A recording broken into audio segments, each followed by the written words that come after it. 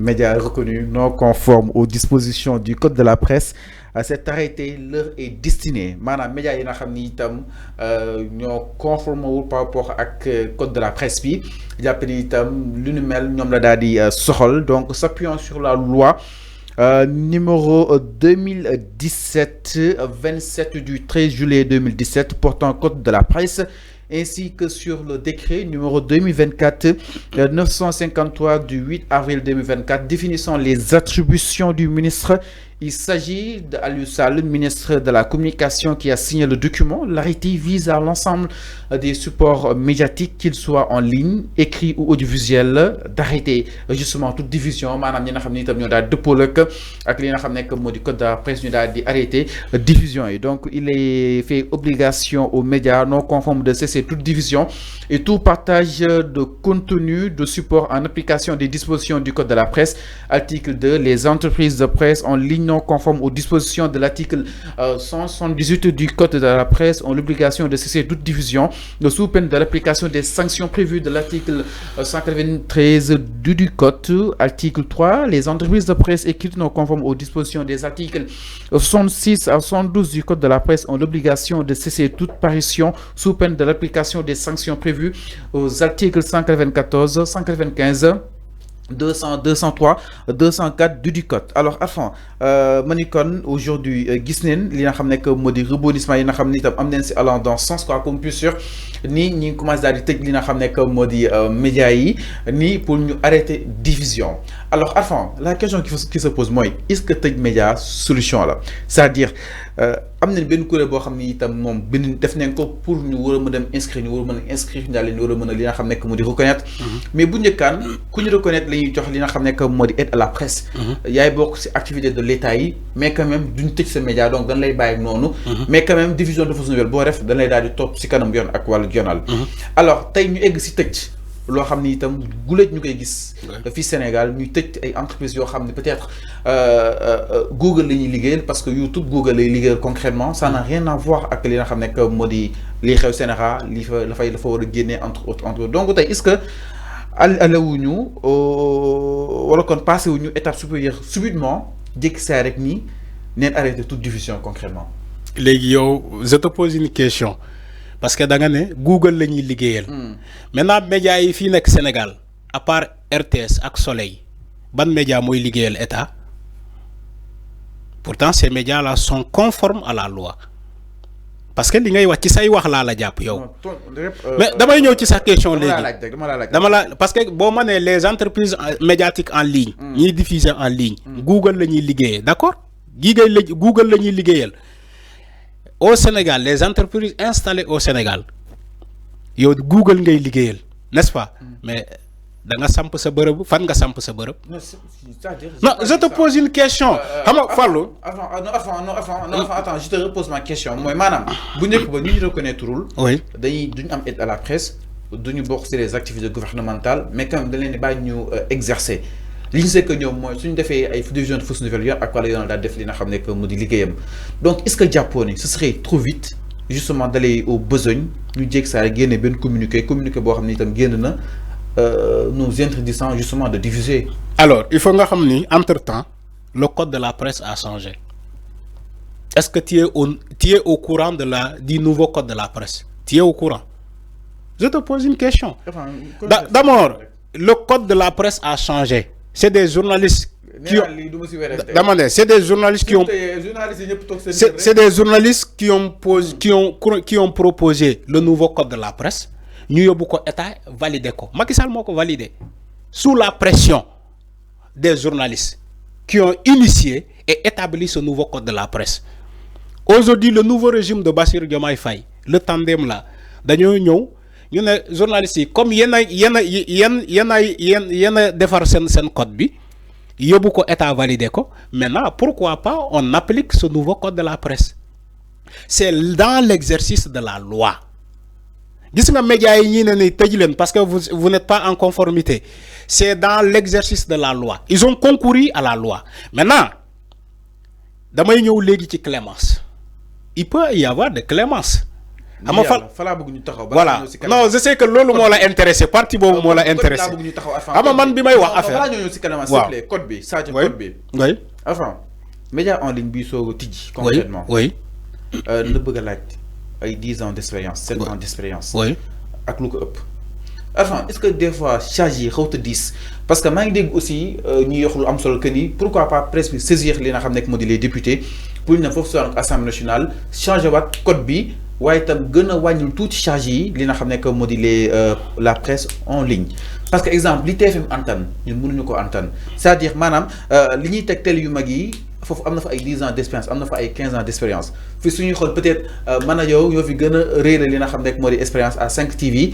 Peut-être si nous avons 6 ans, c'est les concrètement, entre autres. Donc, des fois, ce serait compliqué. Moi, enfin, nous savons que dans notre première publication, nous avons loué un directeur de publication, nous avons validé l'auto, nous avons lié une fois, une fois.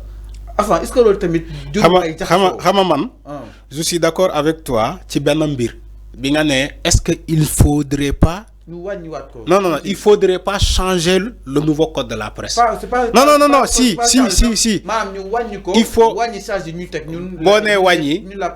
Dans l'exercice de la loi, on dit réformer la nouvelle loi. D'accord, mais expérience. Il faut écouter. Je te parle d'une valeur juridique. Moi, juridiquement, là, moi, je ne suis pas dans les débats de sentiments que tu fais là. Tu es dans. Voilà, d'accord, pour la corporation.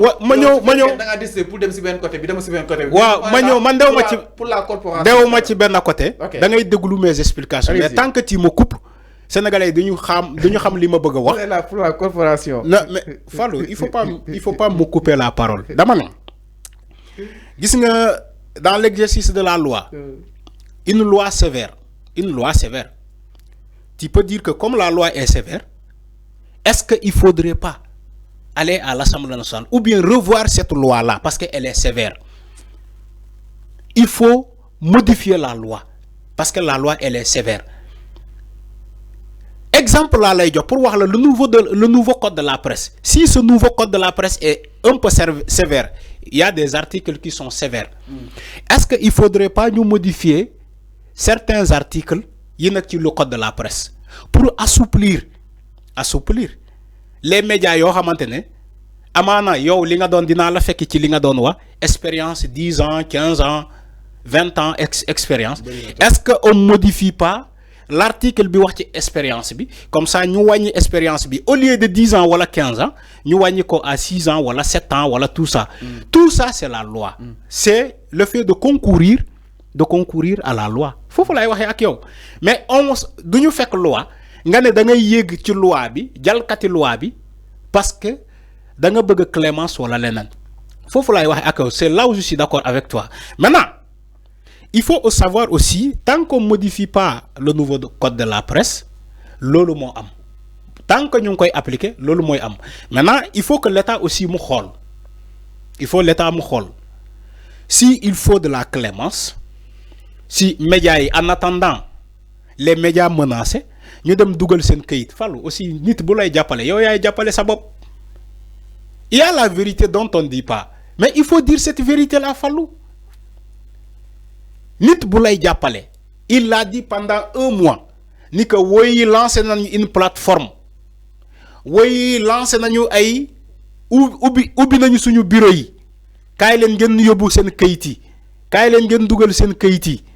Pendant un mois, ñu def rallonge, un mois 15 jours, 2 mois, les gens étaient là parce que gëmuñu ni que dinañu egg ci phase bi.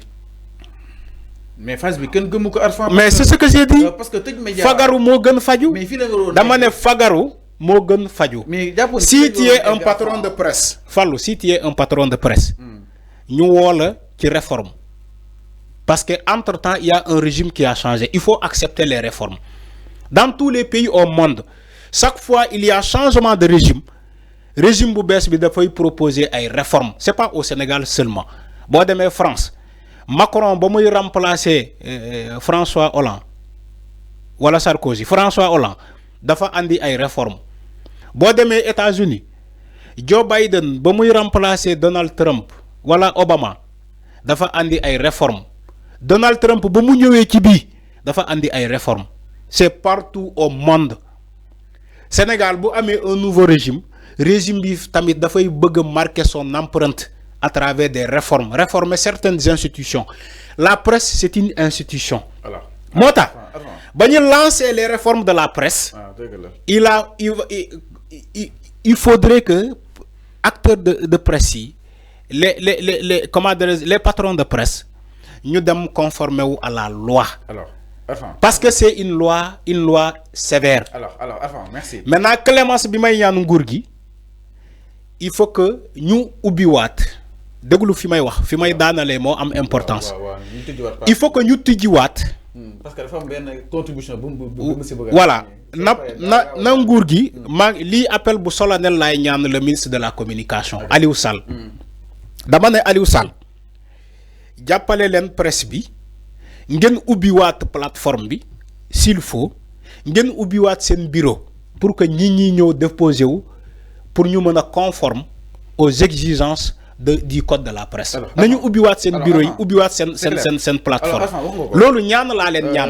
S'il te plaît wax nga ko Arfan par rapport ak li nga xam ne que moo di wàllu wi tout d'abord fi nga daanelee fa laay jëlee parce que dafa nekk loo xam ne itam daf ñoo engagé trop sinon cap suba incha allah dina amal li nga xam ne que moo di ndaje patron yeeg ak patron de presse yi ñu leen daal di jox di daje ni ki ëllëg incha allah yem ak mardi nous y serons pour li nga xam ne que moo di justement xool décision bii nii naka la ñuy defee ñëwaatee suñu réponse ñun li nga xam ne que moo di la presse donc képp ku ñu convoqué wala képp ku ñu convoqué wul la wala képp ku jot sa notification wala comme képp ku ko jotul woo suba incha allah ñu la fay daal di xaarani donc mi ngi noonu par rapport ak la coordination des associations de presse invite tous les patrons et patronnes et responsables des médias qui sont jugés non conformes du code de la presse par le ministère de la communication qui ont reçu ou pas encore de convocation à la direction de surveillance du territoire à prendre part à une réunion prévue le mardi 29 avril à partir de 9h à la maison de la presse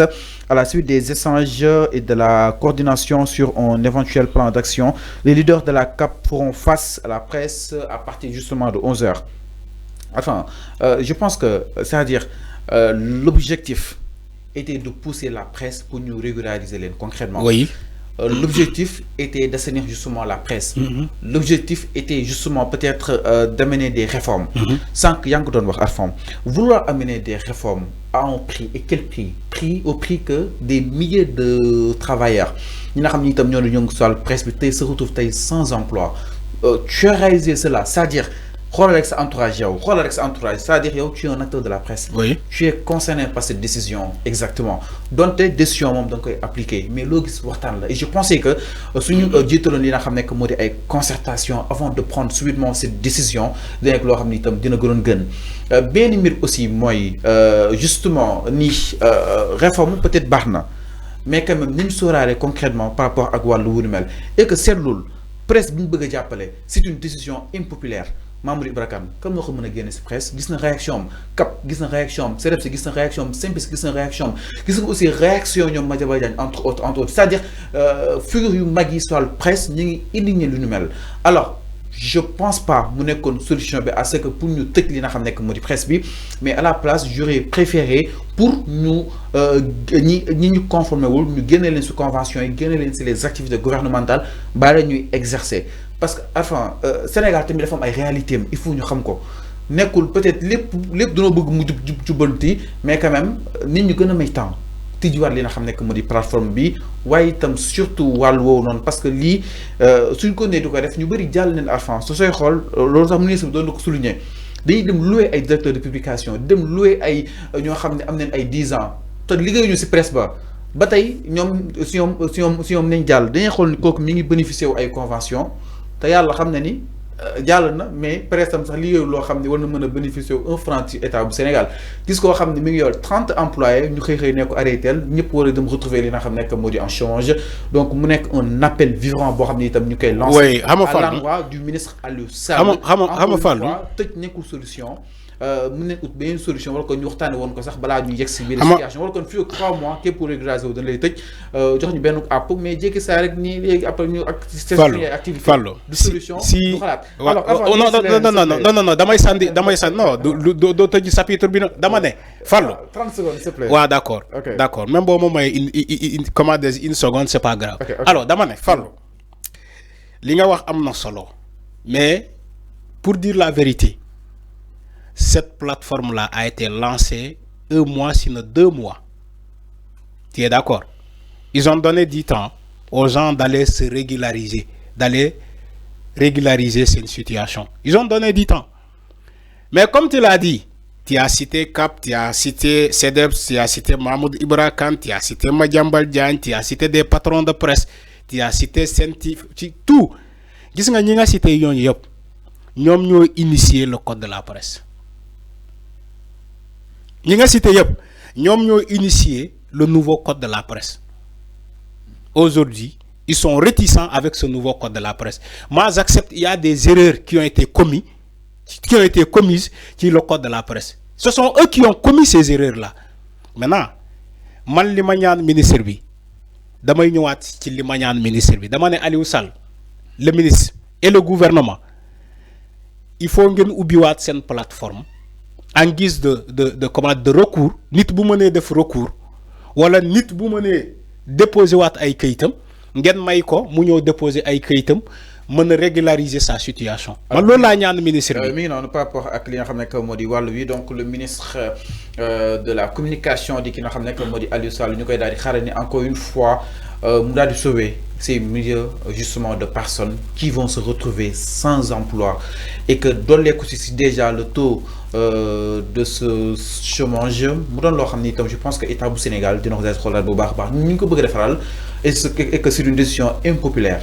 Presse bi leen bëgg a jàppale ñu presse bi ñoo ne ànduñu si concrètement par rapport ak wàllu donte sax bañuñu li nga xam ne que moo di régulation mais le fait que ñu bëgg a tëj yëf yi loolu moom du loo xam ni itam dañ siy ànd te xam naa ne suba incha allah Cap dina si ñëw en détail ñu daal ñëw itam si leneen sans plus tarder du côté de la région.